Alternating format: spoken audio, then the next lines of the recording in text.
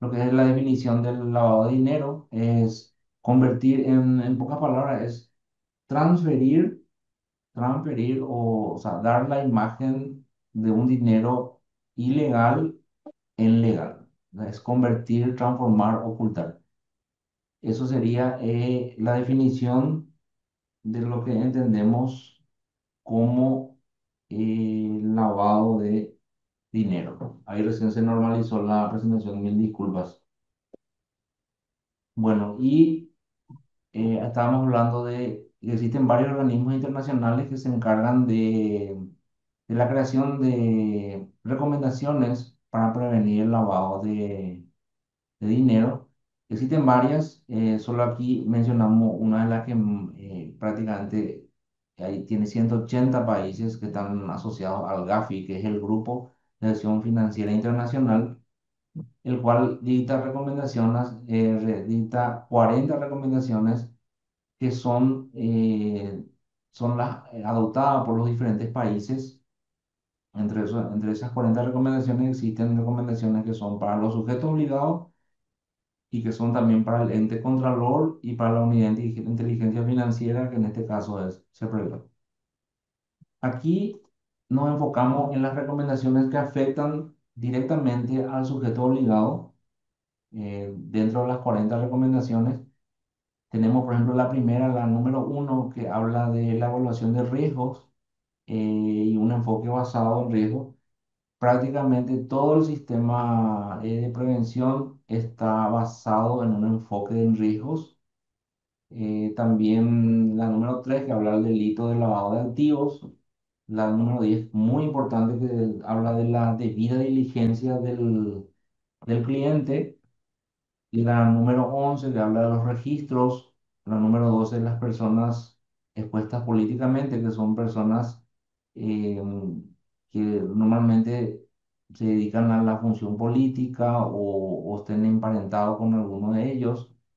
Tenemos también el reporte de operaciones, y lo último que hace prácticamente el año pasado se incorporó fue en lo que se refiere a resoluciones del sector de obligados, es la debida diligencia del cliente, y lo que se refiere a APNF, que es a personas no financieras. Eso quiere decir a los contadores y abogados que eh, estén trabajando o estén como representantes ejerciendo funciones administrativas a cargo de sus clientes. Eso entendemos por actividades profesionales no financieras designadas. Bueno, y ¿cómo vemos el lavado en la prevención? Porque es importante, estamos siempre hablando de lo que es prevención. ¿Qué es lo que queremos hacer? Queremos prevenir el lavado de activos. Y todo nace, la ley 1015, que es el marco legal, el que crea todo el sistema de prevención, inclusive crea la Secretaría de Prevención del Lavado o Bienes. Luego están otras leyes también que afectan, como la 4024 sobre terrorismo. Después tenemos vemos ya, acelerando un poquitito nomás la presentación, los sujetos obligados. Los sujetos obligados están aquí en esta pantalla. Son de varios sectores. Están los bancos, financieras, casas de cambio. Existen numerosos sectores. Por ejemplo, aquí también se incorporó hace muy poco los activos virtuales, las organizaciones políticas. Acá vemos también las actividades profesionales no designadas, que serían los contadores y abogados que trabajan en representación de sus clientes. Aquí es importante definir que entre los sujetos obligados existen sujetos obligados que tienen supervisión natural. ¿Qué significa la supervisión natural? Que tienen otra institución por encima por encima que la que le regula y no solamente está primero esta institución y luego está CEPRELAC. En el caso de los bancos, financieras, casa de cambio, la superintendencia de bancos. Las compañías de seguro, la superintendencia de seguro. Cooperativa, por ejemplo, es el INCO. Los juegos de azar está Conaxar y las organizaciones y partidos políticos está el Tribunal de Justicia Electoral. Los demás sujetos obligados que conocemos como inmobiliarias, playa de venta de autos, entidades sin fines de lucro, activos virtuales, casas de empeño, personas que se dedican al comercio de piedras preciosas eh, o metales, todos ya carecen de una supervisión natural, es decir, no tienen una institución por encima que le esté regulando. Entonces, estos sujetos obligados son directamente supervisados por CEPRELAC, porque carecen de un supervisor natural. Bueno, y todos saben que en el 2010 se lanzaron 10 leyes antilavado, entre las cuales está, por ejemplo, la que todos conocemos, el tema de beneficiario, en la 6452 por ejemplo, es una de ellas, la de estructura jurídica de beneficiarios finales. ¿Por qué? Porque esta ley busca el objetivo que tiene es conocer quiénes realmente están detrás de de las sociedades, no precisamente los que figuran como accionistas, sino quiénes son los beneficiarios. También hay acá entre este paquete de leyes, hay varias, por ejemplo, el decomiso, ahí está también el tema de el bloqueo de las cuentas, por ejemplo, en el caso de secuestros. Sí, acá, por ejemplo, tenemos también la ley que vamos a ver con detalle, la 6497 que sí establece ya obligaciones para el sector, para los sujetos obligados, inclusive sanciones por el incumplimiento. Bueno, y todos sabemos que el lavado de dineros, o sea, prácticamente ahora ya no podemos decir solamente dinero, tenemos que decir el lavado de activos, porque no solamente dinero se lava, sino también se lavan activos. Todos sabemos, ¿verdad? Porque justamente por eso son sujetos obligados las inmobiliarias, las playas de venta de autos, justamente porque para poder prevenir y controlar el lavado de activos, no solamente de dinero. Y sabemos que para realizar un lavado de dinero, sí o sí existe un delito precedente. O sea, siempre tiene que existir un delito precedente que es el que genera ese dinero ilegal y el cual debe ser lavado, es decir, debe ser introducido en el sistema financiero. Algunos ejemplos de delitos precedentes, por ejemplo, son la estafa, la lesión de confianza, producción de documentos inauténticos, narcotráfico, asociación criminal, entre otros. También la evasión impositiva también es considerada como un delito precedente del lavado de activos. Eh, Realmente en el tema de la evasión sería más la figura de la ocultación. Bueno, y otras leyes antilavado, ¿verdad? Que tenemos son también la 1340 de tráfico de estupefacientes, la de armas de fuego y la del Código Aduanero. Bueno, y acá sí es importante detenernos en esta ley 6497/19, porque aquí sí establece ya cuáles son las obligaciones que debe cumplir el sujeto obligado. Estas obligaciones, por ejemplo, la primera, de la debida diligencia del cliente, habla de conocer al cliente, de realizar un perfil, hacer un monitoreo y tener una lista de señales de alerta en el caso de que este cliente presente un comportamiento fuera de su perfil. ¿Cuál es el objetivo de esto? Es poder filtrar y poder realizar inclusive reportes si es que se detecte una actividad que no está contemplada en su perfil. Obligación de contar con procedimientos y sistemas Esto, el sujeto obligado tiene que tener sistemas informáticos, por ejemplo, que detecten movimientos inusuales en la cuenta o otros puntos. Obligación de registrar las operaciones. Esta obligación realiza el sujeto obligado y presenta todas estas obligaciones y está obligado a conservar todos estos registros por 5 años. También se habla de realizar el reporte de las operaciones sospechosas y por último debe colaborar con el ente controlador, que en este caso es el CEPRELAC, en el caso de que sea requerido por algún punto. ¿Por qué hablamos de todas estas obligaciones? Porque estas obligaciones en esta ley 6.497, acá podemos ver que en la antigua ley 1015/97 hablaba de sumarios administrativos, quedando facultados a instruir el sumario. Pero en esta ley 6.497/19 ya existe una escala de apercibimientos, amonestación pública y multa de hasta 500 jornales. ¿Sobre qué realizarían las multas? Sobre esto, sobre el incumplimiento de la debida diligencia, sobre el incumplimiento de contar procedimientos, sobre el incumplimiento de registrar las operaciones, sobre el incumplimiento de conservar los registros y algo muy importante, no realizar el reporte de operación sospechosa.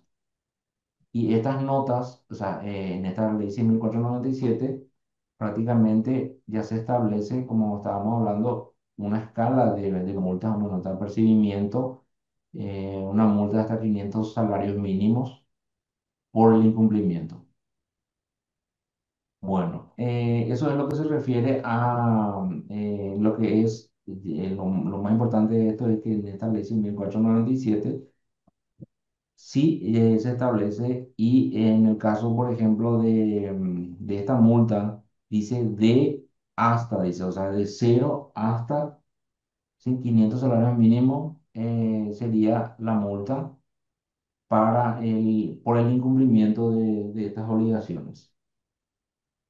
Bueno, también parte de lo que es la normativa y las exigencias que tiene el sujeto obligado, como habríamos hablado en las recomendaciones, la número 1 que habla del enfoque basado en riesgo, tenemos que implementar una matriz de riesgo, el sujeto obligado. ¿Y qué es una matriz de riesgo? Es una herramienta que me permite a mí poder identificar, clasificar el riesgo. ¿Para qué? Para poder tomar medidas correctivas y evitar que suceda ese riesgo. Sabemos que qué es el riesgo realmente, el concepto de riesgo es un daño potencial, o sea, es decir, no existe todavía, no existe daño, pero es un daño potencial, puede ocurrir. Entonces, ¿cuál es el objetivo? Como siempre, de prever estos riesgos. Y aquí les muestro cuáles son los factores, los mínimos en los cuales deberíamos realizar una autoevaluación de riesgo sobre los clientes, sobre los servicios, sobre los canales de distribución y las zonas geográficas. Bueno, ¿y cómo hago una matriz de riesgo?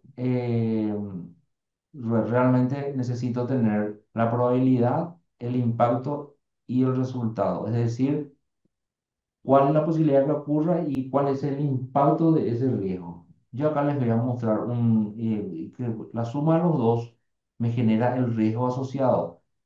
Yo les voy a mostrar acá, por ejemplo, para realizar esta matriz se debe primero, acá les voy mostrando un ejemplo, cómo se realiza. Acá dice, sobre la cuenta clientes, sobre el factor clientes, sobre el monto de las operaciones, yo estoy estableciendo un riesgo de los que operan desde un monto a otro monto, ¿verdad? Entonces ahí yo tengo que marcar el rango de montos que voy a utilizar. Entonces le doy que una probabilidad es de 3 y un impacto de 2. Acá vemos probabilidad, la posibilidad y el impacto es realmente lo que ocurre. ¿Qué yo hago con este cuadro? Pues esto yo tengo que hacer por cada factor. ¿Por qué le estoy mostrando esto? Porque cada sujeto obligado tiene que tener, tiene que realizar su autoevaluación y tener su matriz de riesgo. Eso está establecido en todos los sectores, en todas las resoluciones. Entonces, con estos dos factores acá que tenemos, que es la probabilidad y el impacto, ¿qué hacemos? Llevamos a una matriz. Esta es la matriz de riesgo o también se lo conoce como un mapa de calor, porque aquí lo verde que ustedes ven es el riesgo más bajo, el amarillo es mediano y el rojo. Si ustedes ven acá, yo le marqué la probabilidad 3 y el impacto 2. La suma es 5. Entonces, 5 es el riesgo asociado y aquí tenemos, por ejemplo, en el primer punto dice si el promedio ponderado es igual o inferior a 6, que es nuestro caso, se sigue el procedimiento uno, por ejemplo, es aceptable. Entonces, esto yo les muestro en forma general, porque realmente cada sujeto obligado tiene que desarrollar esto de acuerdo a su criterio y de acuerdo a los riesgos que detecte en su autoevaluación. Solamente explicarle y mostrarle cómo se realiza una matriz de riesgo teniendo en cuenta la probabilidad y el impacto. Y como dijimos hace rato, el objetivo ¿cuál es? Establecer el sistema de alerta. Es decir, una vez que yo tengo identificado acá el riesgo asociado de 5, entonces con eso yo me voy a mi siguiente escala y aquí yo, por ejemplo, tengo que establecer las medidas alternativas. Dice acá que es aceptable el riesgo porque no supera 6, solo se revisa periódicamente y al azar. Entonces, ese es el objetivo. Realmente el objetivo de la matriz de riesgo es identificar y poder y tener al lado de la matriz de riesgo una escala de alternativas o de actividades que tengo que desarrollar para minimizar ese riesgo que ha sido clasificado. Y el último aquí que les dejo también que es superior a 8. Bueno, ¿y cuál es la estructura de cumplimiento? La estructura de cumplimiento se compone por la responsabilidad de la máxima autoridad, el oficial de cumplimiento, las responsabilidades y las comunicaciones relativas. Ya que justamente el oficial de cumplimiento es la figura principal, es la que se encarga es la responsable de enviar, presentar todos los informes requeridos. Prácticamente se encarga de la actualización del manual, también de realizar el reporte de operaciones sospechosas. Acá también entre las funciones está hacer el enlace entre el sujeto obligado y CEPRELAB, entre muchas otras funciones. Este material voy a estar compartiendo con ustedes luego, por una cuestión de tiempo que vamos un poco rápido. La verdad, deberíamos quedar un poco más, pero estas son todas las funciones que tiene el oficial de cumplimiento. Aquí también vemos que el plazo es de 5 días hábiles de la designación.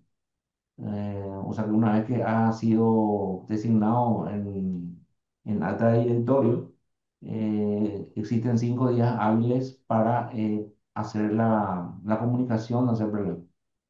Y la remoción en un plazo no mayor a 5 días también. Ustedes se dan cuenta que no alcanza el periodo de los máximos 60 días, es lo que tiene que quedarse sin un oficial de cumplimiento titular. Bueno, y aquí también algo muy importante que siempre vienen las preguntas, ¿verdad? Si soy contador, yo puedo ser oficial de cumplimiento. Bueno, y aquí en una nota interpretativa, en una de las resoluciones, habla de que el oficial de cumplimiento tiene que ser un profesional con título universitario o certificado de estudios pertinentes. Tiene que tener eh, tiene que conocer, tener realmente una capacitación en lo que es la prevención y justamente, eh, justamente aquí veo que me estaban diciendo que no se escucha, estábamos con un pequeño problemita, pero estamos grabando todo, así que lo vamos a poder compartir en YouTube.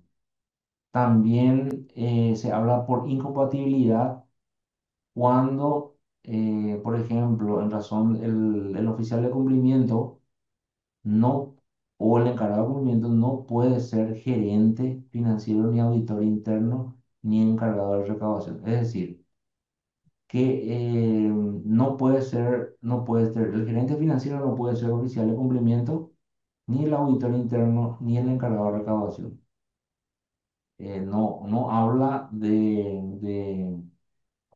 No habla de incompatibilidades con el profesional contable. Sí, es importante que tenga independencia y autonomía en sus actividades. Lili, no sé cómo vamos. Yo creo que Yo no. te cuento que tenemos una intervención internacional. Justamente nuestra disertante ya está dentro de la sala. Ujú, Yo te daría unos 5 minutos más, si ujú, podés, por favor, ir cerrando las ideas. Yo te quiero ujú. comentar algo, Carlos. Debido a que, bueno, tuvimos una charla un poco extensa de la gente de la DENIT, les comentamos lo siguiente. Todas estas charlas que venimos haciendo desde el día 1 se están alzando al YouTube en forma parcial, o sea, cada eh, tema que estamos tocando está dentro de YouTube. Carlos tiene una clase referida al tema de CPLAT que vamos a estar también regalando a las personas que quieran hacerlo, es sobre el tema de la parte inmobiliaria. Sí, no, y justamente acá para cerrar nomás, quiero nomás comentarle, por ejemplo, que es el ROS, el reporte de operación sospechosa, ¿verdad? No es una denuncia. Hay que entender que por algo su nombre lo dice, operación sospechosa. Puede ser que realmente después de la investigación se demuestre que no es una operación sospechosa. Por eso que hablamos no podemos aseverar de que ya es un delito, simplemente una operación sospechosa, ¿verdad? No es una denuncia penal. Ahora, eso sí, una vez que sí la unidad de inteligencia financiera ha demostrado que realmente es un delito, entonces sí, ya ellos proceden de oficio y hacen la denuncia. Y acá quiero llegar a la parte de las presentaciones. ¿Cuáles son las presentaciones que debe realizar el sujeto obligado? Primero que nada, el reporte de operación sospechosa, que esto se debe presentar inmediatamente cuando suceda. Después tenemos el reporte negativo de operación sospechosa. Eso se realiza por trimestre y debe ser presentado dentro de los primeros 5 días de cada trimestre. O sea, termina el trimestre y tenemos 5 días posteriores para presentar el primer trimestre. También se hace con el sistema SIL. Tenemos un informe de control interno que realiza el oficial de cumplimiento de todas sus actuaciones en el año, en el periodo informado, y se debe presentar a los 90 días después de terminar el periodo, es decir, el 31 de marzo es la fecha límite. Tenemos después también el informe anual, que es también un resumen anual de todas las operaciones y se presenta a través del SIDO como fecha límite. Tenemos mayo. Este es el último que venció ahora, el 31 de mayo. Hace poco venció esta fecha de presentación del informe anual. Es importante recordar que tenemos que ir cumpliendo y ir presentando en fecha porque ya el año pasado fueron notificados muchísimos sujetos obligados, especialmente en el sector inmobiliario, por la falta de cumplimiento. No hay multa de momento, pero sí hay que darle cumplimiento porque en el caso de que ya sean notificados, ya han sido marcados, ¿verdad? Por el incumplimiento. Entonces hay que evitar eso. Tenemos también, esto es algo nuevo también, que es el ITC, el Informe Transaccional Complementario. Esto también se genera a través del CIRO, son consultas que realiza SuperLab, a ver si hay alguna relación comercial con algún cliente que ellos realizan, o sea, que ellos designan. Entonces, Esto también es algo nuevo que se presenta. Tenemos también algo muy nuevo, especialmente en la parte de inmobiliarias. En la parte de automotores, esto ya está vigente antes de la pandemia, pero ahora también de inmobiliaria, que es el RO, el reporte de operaciones, que es un detalle de todas las operaciones de compra-venta. Tanto automotores como inmobiliarias tienen que realizar un informe detallado de sus compras y ventas. En automotores serían rodados e inmobiliarias inmuebles. Bueno, tenemos el informe de auditoría externa. Hay ciertos sujetos obligados que sí deben presentar. En el caso, por ejemplo, de la cooperativa, le vencen a los 90 días y a los 180 días posterior al cierre, en el caso, por ejemplo, de inmobiliarias, playa de venta de autos y las entidades sin fines de lucros con nivel 3. Las demás, que son de nivel 1 y 2 no están obligadas. Esta es la obligación que está venciendo ahora el 30 de junio, que prácticamente este mes está venciendo la presentación de la auditoría externa. Les recuerdo, esto debe ser presentado por un auditor externo con registro en CEPRELAC y habilitado, actualmente ya también a través del CIRO. Y en el sistema Ciro, una vez que uno realiza la comunicación de la autoridad externa, prácticamente ya al elegir el auditor, ya el sistema trae ya los auditores habilitados. No tiene validez si se presenta con otro auditor que no sea, ya no permite el sistema realizar una presentación. Anteriormente se hacían estas presentaciones vía correo electrónico, pero ahora ya es con el sistema Ciro. Bueno, y eso es, Lilian, la verdad que tuve que Carlos, acelerar todo, ¿verdad? Muy rápido, pero en líneas generales eso es lo que son las obligaciones y existen varios sectores obligados, pero la mayoría tienen las mismas obligaciones. Todo se realiza ya prácticamente con el sistema Ciro, ya casi nada se hace por correo. Y bueno, ese es un resumen rápido que por una cuestión de tiempo, ¿verdad? Eh, Tuve que acelerar un espectacular. poco, ¿verdad? Pero en otra oportunidad vamos a ir viendo para ir haciendo, por ejemplo, porque aquí hay también eh, funciones, hay operaciones que se realizan con el Ciro, ¿verdad? Por una cuestión ya de tiempo no pudimos desarrollar. Eso serían en líneas generales las Sí. obligaciones. Y Carlos, tengo una rápidamente, pregunta para vos antes de cerrar, aparte de pedirte de tu material que vamos a tener que alzar para que la gente pueda comprender sí, mejor todo lo que quisiste decirnos. sí. Viste que uno de nuestros colegas pregunta si no se viola el concepto de presunción de inocencia al suministrar los registros de antecedentes por parte de los sujetos obligados en relación a sus clientes, ¿verdad? Viste que vos acá en tu exposición dijiste recién de que es una presunción, no es una Bueno, en el caso eso sería el reporte de operación sospecha. sospechosa, ¿verdad? Bueno, su nombre lo dice todo, reporte de operación sospechosa. Yo sujeto obligado, no tengo la certeza de que esa operación ya conduzca a un delito. Estoy teniendo una sospecha. Entonces, ¿cuál es mi proceso?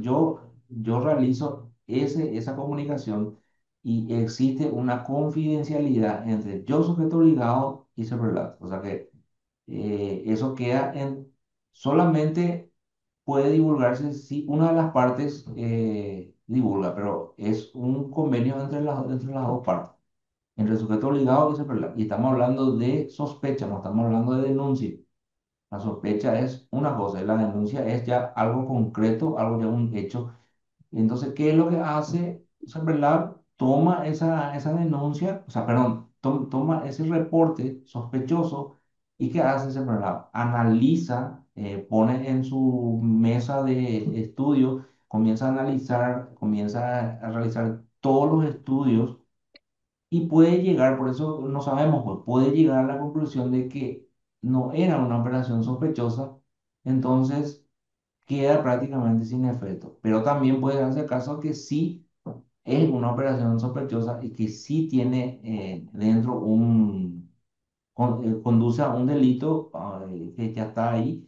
Entonces ahí en ese caso, ¿qué hace la unidad de inteligencia financiera? Tiene que realizar la denuncia correspondiente en el Ministerio Público ya pero ya como unidad de inteligencia financiera. Pero acá no hay ninguna violación de la información, ni no, porque esto es entre el sujeto obligado y su verdad, y es una obligación. O sea, no es que yo tengo que hacer porque no, estoy obligado porque, porque si yo no hago eso, entonces yo puedo estar amañando una operación ilegal, Cómplice. ¿verdad? Entonces, ¿qué va a pasar ahí? Va a pasar de que si se descubre que esa operación, que esa persona a la cual yo no le denuncié, se fue en otro sujeto obligado y hizo la misma cosa y ahí le denunciaron, entonces, ¿qué me va a hacer? Por qué es tan importante, ya que me tocaste el punto, por qué es tan importante este documento, este ITC? ¿Por qué es tan importante? Por eso, porque ¿qué es lo que está haciendo? Es verdad, toma todos esos reportes y ahí dice, por ejemplo, mi cliente XX, el cliente ha denunciado, el sujeto obligado ha denunciado a ese cliente X. Entonces, ¿qué van a hacer ellos? Ellos me envían este ITC, este informe complementario, para cruzar la información y para ver si yo le conozco o no. Entonces, ahí mismo yo puedo decir, bueno, yo no le conozco. ¿Y qué pasa si yo le conozco y en el otro se fue a hacer una denuncia y yo no hice, o sea, yo no le reporté? ¿Entendés? Por eso es muy importante. Este es ya un informe que están haciendo cruzar, para cruzar la información. Así Bueno, es. gracias, Carlos. Lástima el Muy tiempo, ¿verdad? No nos dio, pero ya vamos a ver en alguna otra oportunidad. bien. Vamos a ver esto Bueno, con más amplitud. Muchísimas gracias. muchísimas gracias. Y muchas gracias a todos los que están todavía ahí, o los valientes que están todavía ahí Sí. expectantes Hay, y hay siempre antes todavía, Carlos. Y sí, por eso y- quiero dar palabra a nuestra siguiente sí, disertante, sí, sí, sí, recordándoles que esta es la última charla en nuestro tercer día